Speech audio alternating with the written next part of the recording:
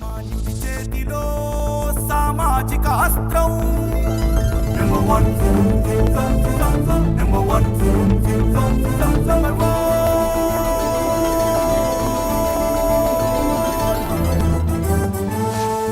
Number one. Welcome to number one news. ఈరోజు ఒక ప్రత్యేక కార్యక్రమంతో మేము ముందుకు వస్తున్నాం. ఈ రాష్ట్రంలో రాజకీయంగా మళ్ళీ ఒక పరిస్థితులు డిఫరెంట్ గా మారుతున్నాయి. ఈ అధికార కూటమిలో ఇప్పటివరకు సఖ్యంగా ఉన్నదనుకునే ఈ కూటమి విచ్ఛిన్నం కాబోతుందా, కూటమిలో అంతర్యుద్ధం జరుగుతుందా, దీనికి కారణాలు ఏంటి అంటే మనం ముందుగా ఆలోచిస్తే ఈ ప్రస్తుతం ఒక వారం రోజుల నుంచి హాట్ టాపిక్ ఏం నడుస్తుందంటే ఈ పవన్ కళ్యాణ్ డిప్యూటీ సీఎం గా ఆయన మంచి పద్ధతులతో సామాన్యుడికి అందుబాటులో ఆయన కొన్ని దూసుకెళ్తా ఉన్నారు. ఈ సందర్భంగా ఆయన పద్ధతులు నచ్చకో మరేమో తెలియదు, కొంత ఒక సెక్షన్ ఆఫ్ మీడియా ఆయన టార్గెట్ చేస్తూ ఈయనకని అధికారాలు లేవు, ఓన్లీ ముఖ్యమంత్రి మాత్రమే ఉంటాయి అధికారాలు, అసలు ఈయనకేం సంబంధం, ఈయన కూడా ఒక నామం మాత్రం మంత్రి అంటూ ఒక అధికార పార్టీ చెందిన మీడియానే ఆయన గురించి ఏటో మనందరం చూస్తా ఉన్నాం. మరి ఈ సందర్భంలో ఈ గత 4 రోజుల నుంచి సరికొత్త ఒక నినాదం వస్తుంది. అదేంటంటే కూటమిలో తెలుగుదేశం పార్టీ ముఖ్యంగా లోకేష్ ని ఉప ముఖ్యమంత్రి చేయాలి అనే డిమాండ్ మొదలు పెట్టారు. అది ఏమనుకున్నామంటే ఇదేదో ఒకళ్ళిద్దరు అంటున్నారేమో, కానీ నిన్న చూస్తే చంద్రబాబు గారి మధ్యతో పాటు ఆయన మీటింగ్ లో ఉండగానే సభలో ఉండగానే శ్రీనివాసరెడ్డి గారు ఒక పొలిట్ బ్యూరో మెంబరు ఆయన కూడా లేవనెత్తారు. చంద్రబాబు గారికి డైరెక్ట్ గా వినతి చేశాడు, అయ్యా మన లోకేష్ డిప్యూటీ సీఎం అవ్వాలి అని. మరి ఈ రోజు చూస్తే నెల్లూరు జిల్లాలో సోమిరెడ్డి చంద్రమోహన్ రెడ్డి ఒక ఎమ్మెల్యే సీనియర్ నాయకుడు ఆయన కూడా అదే బాట పట్టారు. మరి ఇప్పుడు పిఠాపురంలో ఎవరైతే పవన్ కళ్యాణ్ గారి నియోజకవర్గం నుంచి మరి అక్కడ తెలుగుదేశం నాయకుడు వర్మ గారు కూడా లోకేష్ గారు డిప్యూటీ సీఎం అవటం ఎంతో అవసరం ఉందని వారు కూడా చెప్పారు. దీన్ని బట్టి చూస్తే మాకున్న సమాచారాన్ని బట్టి తప్పకుండా ఒక వారం 10 రోజుల్లో లోకేష్ని డిప్యూటీ సీఎంగా ప్రకటిస్తారని దాదాపుగా ఖాయమైందని చెబుతున్నాయి. అన్ని మీడియాలు కూడా కోడేకి వస్తుంది. మరి ఈ సందర్భంగా పవన్ కళ్యాణ్ సీఎం అవ్వాలంటూ ఈ రాష్ట్ర వ్యాప్తంగా ఉన్న 25% ఉన్న కాపులు ముఖ్యంగా ఆయన సీఎం అవ్వాలని వాళ్ళ యొక్క కోరిక. దాంతోపాటుగా మొన్న గత ఎన్నికల్లో మూకమ్మడిగా ఏ పార్టీలో ఉన్నా కానీ వాళ్ళందరూ కూడా మూకమ్మడిగా పవన్ కళ్యాణ్ మాటని కూటమిని అత్యధిక మెజారిటీతో గెలిపించడం జరిగింది. ఈ సందర్భం కూడా మీరందరూ కూడా తెలుసు. మరి ఈ పరిస్థితుల్లో పవన్ కళ్యాణ్ సీఎం అవ్వకపోగా ఆయన డిప్యూటీ సీఎంతో సరిపెట్టుకున్నారు. మరి ఇప్పుడు ఆ డిప్యూటీ సీఎంకు పోటీగా మరొక డిప్యూటీ సీఎంని లోకేష్ని తెర మీద తేవడం వల్ల ఉద్దేశాలు ఏమిటి, దీనిపై అసలు కాపు నాయకులు ఏమనుకుంటున్నారు, దీని మీద మనం ఈరోజు కొంతమందితో మనం మాట్లాడతాం. దాంట్లో ప్రముఖంగా దాసరి రాము గారు, ఆయన ఈ కాపు కమ్యూనిటీలో గత 20 సంవత్సరాల పైగా అనేక కార్యక్రమాలు చేస్తూ ముఖ్యంగా కాపు సమస్యల మీద రాష్ట్ర వ్యాప్తంగా కాకుండా 5 రాష్ట్రాల ప్రతినిధిగా ఉంటూ ఆంధ్ర, తమిళనాడు, కర్ణాటక, కేరళ ఇవన్నీ కూడా తిరుగుతూ తెలంగాణ కూడా తిరుగుతూ ఆయన అలుపెరగకుండా కాపుల కోసం తిరగడమే కాకుండా జనసేన పార్టీలో ఆ జనసేన పార్టీ గురించి ఆ పార్టీ గెలవాలి, ఆయన పవన్ కళ్యాణ్ గారు ఎక్కడున్నా కానీ మాకు ఒకటే మా నాయకుడు రావాలని అలుపెరగంగా తిరిగి తన అనారోగ్యం కూడా గురయ్యాడు. ఆ సందర్భంలో పవన్ కళ్యాణ్ గారు కూడా ఆయన్ని ఒక లెటర్ ద్వారా పరామర్శించారు త్వరగా కోలుకోవాలని. మరి ఇప్పుడు ఈ జరుగుతున్న పరిణామాలపై ఇది పవన్ మీద కుట్ర లేకపోతే అసలు ఏం జరుగుతుంది ఈ రాష్ట్రంలో తెలుసుకునే ముందు దాసరి రాము గారితో మనం మాట్లాడుకుందాం, లైన్లో తీసుకుందాం. దాసరి రాము గారు నమస్కారం, బాగున్నారా? బాగున్నాను. రాము గారు, ఇప్పుడు రాష్ట్రంలో జరుగుతున్న పరిణామాలన్నీ మీరు చూస్తున్నారు.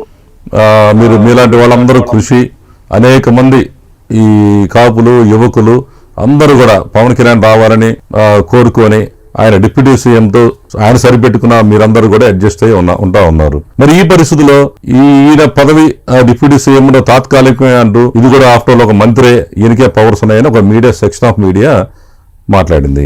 ఇప్పుడు సరికొత్తగా లోకేష్ ను కూడా ఆయన పోటీగా తీసుకురావాలని నిర్ణయించుకున్నారు. దీనిపై మీరే ఉంటారు, మీ కామెంట్ చెప్పండి దాసరాము గారు. అందరికీ నమస్కారం. అంటే రాజకీయంగా ఇది ఎదుగుదాం అనుకున్న వాళ్ళు, అధికారాన్ని అనుభవించిన వాళ్ళు ఎవరైనా సరే ఆ అధికారాన్ని కాపాడుకోవాలని ప్రయత్నం చేస్తారు. 70 ఏళ్ల నుంచి ఈ రెడ్డి, కమ్మ, ఈ కులాల వాళ్ళు అలా ఆధిపత్య పోరుతోనే అధికారాన్ని వాళ్ళు గుప్పిట్లో పెట్టుకున్నారు. అంతేగాని ఈసారి కాదు నెక్స్ట్ టైం, ఆ నెక్స్ట్ టైం కాదు ఇంకోసారి గెలుస్తాంలే, నిజాయితీగా ఎలక్షన్ చేద్దాంలే, విలువలతో కూడిన రాజకీయాలు చేద్దాం, ఇట్లాంటి ఏమి ఉండవండి. అలా ఎంతకైనా తెగించి ఎంత దుర్మార్గానికైనా సరే వెళ్ళి మంచి మార్గం చెడు మార్గం అధికారాన్ని నిలబెట్టుకోవటం, అధికారం సంపాదించుకోవడం, అధికారం నిలబెట్టి వీటన్నిటిని అధికారం అనుభవించిన వాళ్ళకి అది అలవాటు, కామన్. ఇప్పుడు టీడీపీ పార్టీ గురించి మనం మాట్లాడుకుంటే, విభజన జరిగిన రాష్ట్రంలో 2014లో అతిపెద్ద జాతి, భారతదేశంలో అతిపెద్ద జాతి అంటే కాపు. ఒక రాష్ట్రంలో ఒక కులపరంగా తీసుకుంటే 50 ఉపకులాలు కలిపితే ఎస్సీలు 16-17%, 135 ఉపకులాల బీసీ ఉపకులాలను కలుపుకుంటే 45-48%. ఇట్లా ఉంటారు. రెడ్డి 5%, కమ్మ 2%, 2.5%. ఒక్క సింగిల్ లార్జెస్ట్ కులంగా కాప్ కమ్యూనిటీ వచ్చేది 20-21-22%. భారతదేశ చరిత్రలో ఏ రాష్ట్రంలో ఏ కులం ఇంత జనాభా అంటే వీళ్ళు ఎటు వేస్తే వన్ సైడెడ్ గా అటు ప్రభుత్వాలు ఏర్పడుతుంది. అది నిర్మోహమాటం అందరూ తెలిసి జగమైన సత్యమే. అది టీడీపీ పార్టీకి అనుభవం అయింది. విభజన జరిగిన రాష్ట్రంలో 2014లో వాస్తవానికి అందరూ జగన్ అధికారంలోకి వస్తాడని సర్వే రిపోర్ట్ అన్ని చెప్పి అందరూ అదే అనుకున్నారు.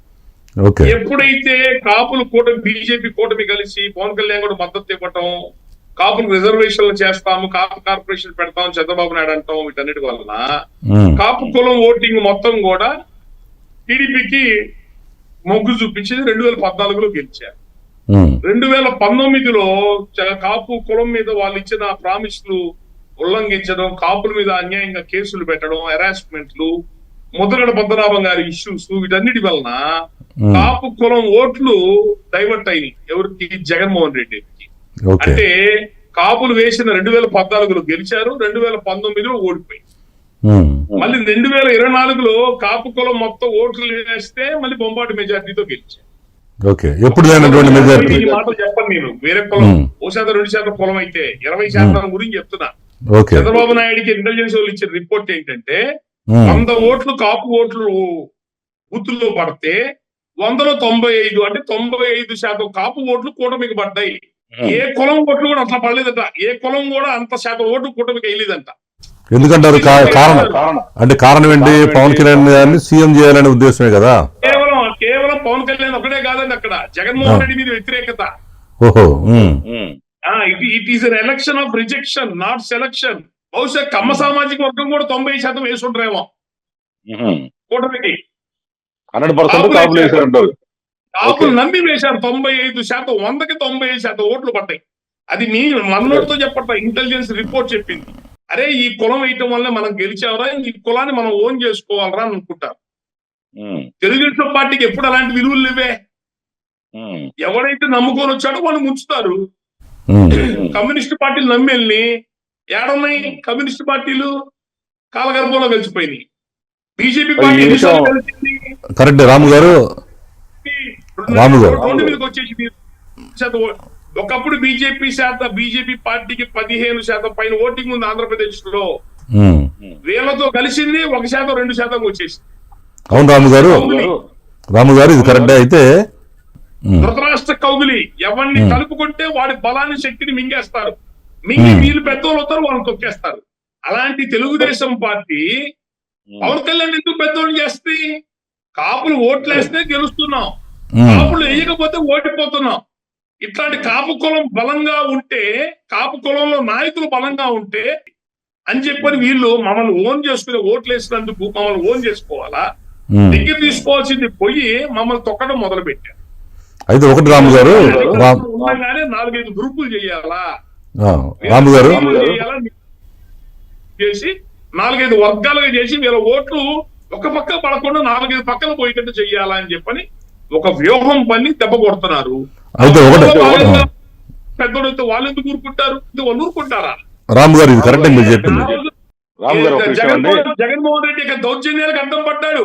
ఇన్ని చేసి చచ్చిపోయిన పార్టీని బతికించి ఇప్పుడు కూర్చొని గాడిద లేపు తన్నించుకున్నట్టు అయింది ఈ రోజున. అయితే ఒకటి రాము గారు విషయం ఏంటంటే, అప్పుడు ఎలక్షన్స్ ముందు మీలాంటి వారు, హరిరామ జోగయ్య లాంటి సీనియర్ నాయకులు అందరూ కూడా లేఖలు కూడా రాశారు. ఏమని? అయ్యా మీరు 2 సంవత్సరాలు మీరు సీఎం పదవి అడగండి, మీరు ఒక 70-80 సీట్లు అడగండి అని అడిగినా కానీ ఎందుకని మరి పవన్ కళ్యాణ్ గారు మీలాంటి వాళ్ళ సూచన ఎవరు పట్టించుకోకుండా ఆయన ఎందుకు వెళ్ళిపోయాడంటారు? ఆయన వన్ సైడ్ రాజకీయం తెలియక, లేదు ఏం జరిగిందంటారు అసలు మీ యొక్క ఆలోచన? జగన్ అనేవాడు మనం అడ్డం కాపులు అనేవాళ్ళు లేకపోతే, పవన్ కళ్యాణ్ అనేవాళ్ళు లేకపోతే చంద్రబాబు నాయుడు వాళ్ళు ఎలక్షన్ చేయలేరు జగన్ ముందు. వాళ్ళకి అవసరం వాళ్ళ పార్టీ ఉండదు, కులం ఉండదు, పార్టీ ఉండదు. ఎలక్షన్ తేడా పడితే అవసరం వాళ్ళది.